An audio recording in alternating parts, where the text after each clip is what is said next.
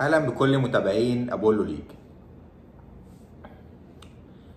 هبدأ معاكم بعماد النحاس. كابتن عماد النحاس مركز في التمرينة الأولى مع النادي الأهلي في نيوجيرسي على الآتي.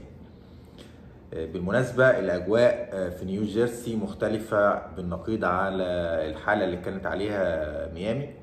الرطوبة مفيش رطوبة، درجة الحرارة معتدلة، وفي كمان بيقولوا أمطار خفيفة كده، يعني جو شتوي جميل، شتوي خفيف مش شتوي تقيل ولا صيف تقيل، بين البنين، وده مخلي البعثة كلها مرتاحة جدا بدنيا. كابتن عماد النحاس بيفكر في مفتاح الفوز في المباراة ديت هيكون في وسط الملعب مع مين بعد إصابة إمام عاشور. ممكن يكون وده المحتمل والاحتمال الجايز أوي إن هو هيكون زيزو اللي واخد المكانة ديت، وفي احتمالية تانية وجايزة برضو اللي هي محمد علي بن رمضان، اللي ما شاء الله تقدر تحطه في أي مركز من الملعب ويكون كفء فيه. وممكن اعتماد على الناحية الشمال في بنزول أشرف بن شرقي. فالحمد لله احنا عندنا بدايل امام عاشور كتير الحمد لله ومتنوعه، يعني مش ثابته في مركز معين او هتكون فيها حيره. بالعكس، دي الحيره دي هتبقى على الخصم اللي هكلمكم عليه كمان شويه، بالميراث اللي بيحدد نقاط قوه النادي الاهلي ونقاط ضعف النادي الاهلي. وبقدم لهم طبعا الشكر، يعني بقدم لهم شكر ان هم طرحوا ده في الاعلام وفي السوشيال ميديا، ووصل ده للجهاز الفني وبدأ ينتبه ليه ويركز ان الخصم مركز على ايه عندك عشان لو عندك مشكلة تحلها بسرعة. عايز اتكلم معاكم في ان النادي الاهلي بالصفقات اللي عملها دي كلها ما كانتش كده بشكل عشوائي ولا قصة لم كل النجوم في مصر في موسم واحد. بالعكس، يعني إدارة النادي الأهلي كانت بتبص إن المليون اللي هتدفع هتيجي إزاي. اللي أنا بقوله دوت هشرحه لكم إزاي. الأهلي بتارجت دلوقتي وبيفكر إنه يطلع من البطولة ديت أقل حاجة هيطلع بنص مليار جنيه، يعني اكتر كمان بنص مليار جنيه. هحسبها لكم دلوقتي حسابيا. المباراة اللي الاهلي تعادل فيها مع انتر ميامي 0-0 خد فيها $1,000,000 بالمصري 50 مليون جنيه. الماتشين الجايين بالميراس وبورتو هم حرفيا اغلى ماتشين لعبهم او هيلعبهم النادي الاهلي في تاريخ النادي الاهلي من سنة 1907، من وقت انشاء النادي. مفيش مباراة اتلعبت قيمتها في حالة فوز النادي الاهلي، فوز بالمباراة دي يكسب 2 مليون دولار، يعني 100 مليون جنيه مصري. ده في حالة فوزنا على بالميراس او بورتو. يعني الماتش اللي هنفوزه من الماتشين الجايين دولت الاهلي هياخد 2 مليون دولار. تمام، خد من انتر ميامي مليون دولار، دي 50 مليون. في حالة فوزه على بالميراس هياخد 2 مليون دولار، ادي 100 مليون. تمام. طيب لو اتأهل النادي الاهلي ان شاء الله للدور ال 16، الجايزة تبقى ايه؟ اي فرقة هتتأهل للدور ال 16 هتاخد 7.5 مليون دولار. خلينا كده نحسبها حسبة بسيطة بدون تعقيد. انا عشان اتأهل للدور ال 16 عايز كام نقطة؟ محتاج كام نقطة؟ محتاج 5 نقاط. معايا منهم نقطة دلوقتي من انتر ميامي. ان شاء الله نكسب ماتش بالميراس ناخد 3 نقاط، يبقى كده معايا 4 نقاط، يبقى انا عايز نقطه واحده من بورتو، تمام، اقدر اتاهل بيها، تمام كده. وكده يبقى الاهلي حصل على مبلغ بالمصري 500 تقريبا 525 مليون جنيه، اكتر من نص مليار جنيه. هو ده التارجت اللي الاهلي عينه عليه ورايح له وعايز يحققه، وكان دافع كل الملايين في اللعيبه اللي اشتراها وحطها عنده في النادي الاهلي تجهيزا لده، لتحقيق للتارجت ده. لان بسم الله الرحمن الرحيم كده تأهيلك للدور ال 16 هيخليك تدخل خزنتك 525 مليون جنيه، اكتر من نص مليار جنيه.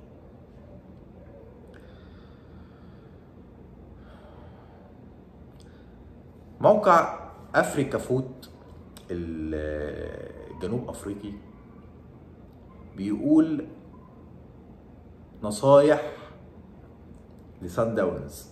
بيقول لهم ايه؟ بيقول لهم اتعلموا من النادي الاهلي 5 حاجات. اتعلموا من النادي الاهلي 5 حاجات. الحاجة الاولى كن شجاعا. اتعلموا الشجاعة من لعيبة النادي الاهلي، واستشهدوا في النقطة دي بانكم شوفوا لعيبة النادي الاهلي لا كانت عندها رهبة من ميسي ولا من سواريز ولا اي لعيب من اللعيبة القوية اللي لعبت قدامهم في ماتش الافتتاحية بتاعت كاس العالم للأندية. وشوفوا الشوط الاول النادي الاهلي كان عامل ايه في انتر ميامي، فكن شجاعا.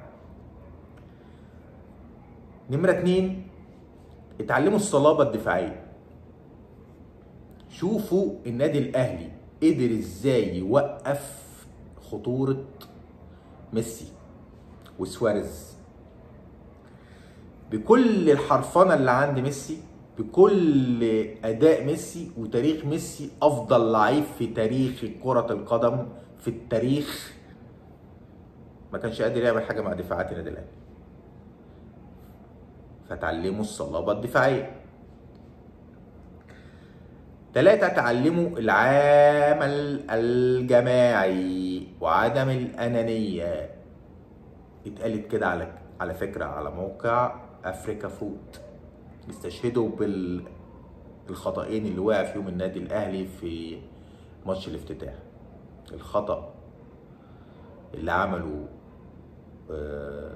حسين الشحات في اخر لحظة في المباراة بالأنانية، والخطأ والأنانية اللي اتعملت من تريزيجيه في الواقعة بتاعت ضربة الجزاء. فبينبهوهم بيقولوا لهم اتعلموا اللعب الجماعي وعدم الأنانية.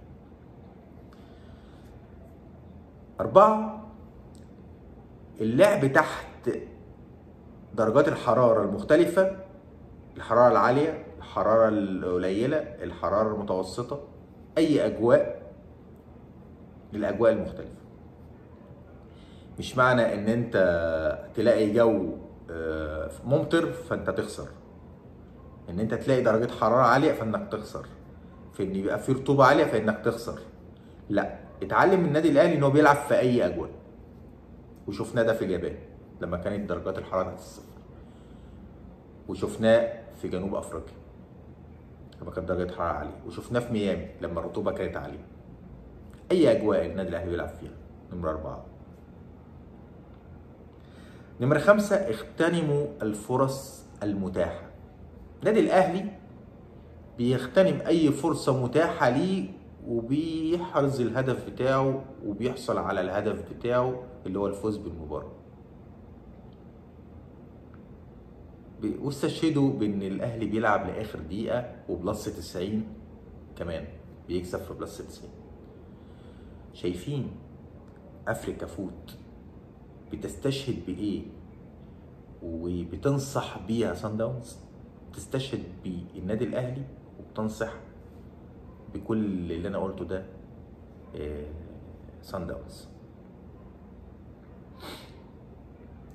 سان داونز وقع في مجموعه مش صعبه قوي، هي فيها فرقه واحده اللي هي دورتموند الالماني، ودي انا شايفها هي اقوى فرقه هي هتلاعب سان داونز. انما بقيه المجموعه اللي هي واقعه مع اولسان هيونداي الكوري وفلومينيس البرازيلي.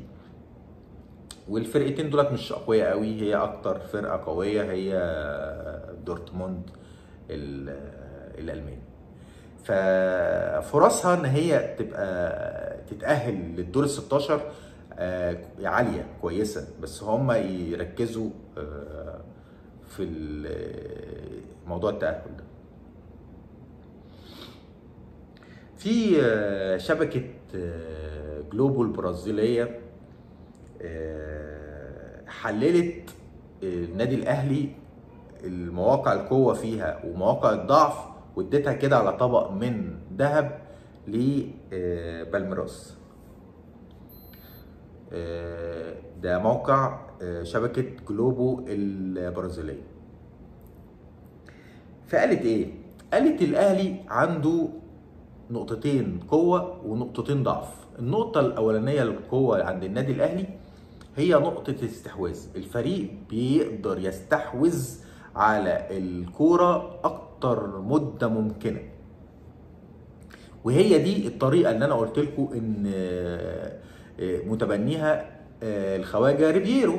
هو ما بيحبش إن حارس المرمى يعمل كور طولية وبالونية من ال 18 لبعد نص الملعب، وبعد كده يبدأ وسط الملعب يوزع الهجمات. لا، هو متبني حته الاستحواذ في انك تبني الهجمه من اول الدفاع وتطلع بيها. تمام. فهم قالوا ان قصه الاستحواذ دي نادي الاهلي متفوق فيها جدا. وقالوا ان الحاجه الثانيه ان الاهلي يمتلك تكتيك عالي في الكرات الثابته والكورنيات. ف يعني القوتين النقطتين دولت مهمين جدا، ونبهوا فريق بالميراس بيهم. الحتتين بقى التانيين اللي هو نقطتين الضعف واللي انا بشكر عليهم جدا جلوبو البرازيليه، ان هم كمان نبهونا احنا كمان النادي الاهلي بيهم، عشان لو انت مش مركز في الحتتين دولت لا ركز وخلي بالك الخصم اهو مركز عليهم، والاعلام كله بينبه بالميراس بيهم. ايه هما النقطتين الضعف دولت؟ قالوا عدم الدقه في التمرير وعدم انهاء الفرصه بشكل جيد، ودي احنا شايفينها فعلا وكنا بنعاني منها في الماتش الاولاني مع انتر ميامي. والنقطة الثانية معاناة الأهلي من الإرهاق والتعب البدني وتأثير دوت والإجهاد دوت على الشوط الثاني على اللعيبة في أي ماتش، وده برضه احنا شايفينه. لأن احنا عندنا بصراحة ما عندناش حتة توزيع المجهود على الشوطين خالص. أنت بتحرق نفسك من أول ما بيبدأ الماتش طول الشوط الأولاني، تنزل الشوط الثاني مجهود بدني شكرا. تمام. نخلي بالنا كويس جدا ان بالميراس عندها ميزه التفوق البدني وعندهم ميزه توزيع المجهود على ال 90 دقيقه. يعني هيجروك للحته دي، هيجروا لعيبه النادي الاهلي للحته ديت، وهيحاولوا يستنفذوا مجهودك وطاقتك البدنيه بدري بدري. فاحنا لازم نفرض الريتم بتاعنا من اول دقيقه على المباراه، ويكون تركيز شديد جدا جدا جدا، ويكون عندنا اللعب الجماعي سمة أساسية. بالمناسبة احنا لعبنا بالميراس مرتين، مرة في قطر وكسبناهم بضربات الجزاء، ومرة في الإمارات وخسرنا 2-0. فاحنا لينا تجربتين معاهم أيام موسيماني، وبس موسيماني كان في الماتش اللي احنا كسبناه بضربات الجزاء ده، كان قادر يقرا بالميراس كويس، وقدر يقفل الملعب كويس جدا، وعارف ان هم معتمدين على المجهود البدني اكتر شيء، فقدر يقرا الكلام دوت ويشتغل على الحته دي، وقدر يتفوق عليهم في الماتش دوت بضربات الجزاء. انما الماتش الثاني احنا اتغلبنا منهم في الامارات، كان 2-0 ساعتها. فان شاء الله التجربه الثالثه او الماتش الثالث معاهم يكون عندنا خلفيه عن الفريق دوت، نقدر نعتمد عليها في ان احنا ان شاء الله نتعامل كويس جدا مع الماتش ونكسبهم. ريبيرو في التمرينه الاولى اطمن على حاله احمد نبيل كوكا مع الدكتور احمد جاب الله، الطبيب المعالج للنادي الاهلي، علشان طبعا كلنا عارفين الاصابه اللي في ركبته والكدمه اللي جات له في ركبته، وبيشوف لسه بيحدد مع الدكتور احمد هل هيقدر يلعب ماتش بالميراس ولا مش هيقدر. وطبعا احنا الحمد لله احنا عندنا بدائل كويسه جدا، مش هيبقى عندنا مشكله يعني لو هو فضل يريحه وما يلعبوش الماتش ده.